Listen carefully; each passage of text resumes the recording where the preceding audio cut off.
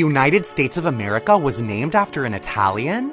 America is a feminization of Amerigo, Amerigo Vespucci. Born in Florence in 1454, the seafaring son of a notary crossed the Atlantic a few years after Columbus. Unlike Columbus, who believed until his death that he had visited Asia, Vespucci identified the landmasses he encountered as a new world. I have found a continent more densely populated and abounding in animals than our Europe or Asia or Africa, he wrote. This report circulated widely in multiple languages as a book called Mundus Novus, made possible by the invention of the European printing press.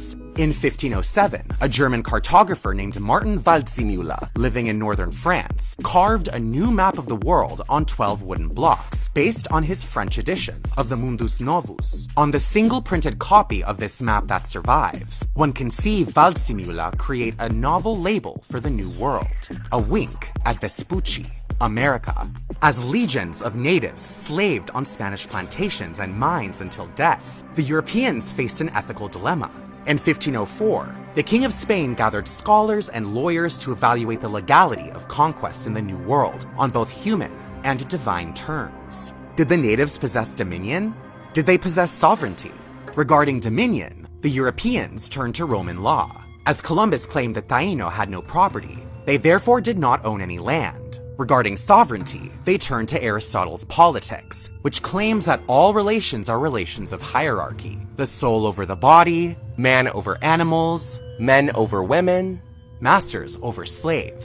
Aristotle views slavery as natural, and that those who are by nature possessions are those who have a lesser capacity for reason, and that slaves would be better off with a master. In Spanish eyes, the Taino were natural-born slaves. Furthermore, their deaths from European diseases appeared signs of divine providence. In actuality, the European ships which introduced cattle, pigs, goats, sheep, chickens, and horses to the New World also introduced alien crops and disruptive weeds, not to mention invisible pathogens causing smallpox, measles, diphtheria, trachoma, whooping cough, malaria, typhoid fevers, yellow fever, dengue fever, scarlet fever, amoebic dysentery, influenza diseases, and the Black Plague, which had recently slain half of the European population.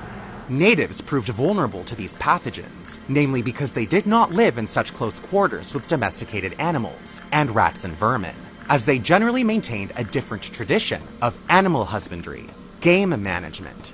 By burning forest undergrowth, the Indians crafted vast pastures, attracting and guiding herbivores and those that preyed on them across the continent, such as the American bison.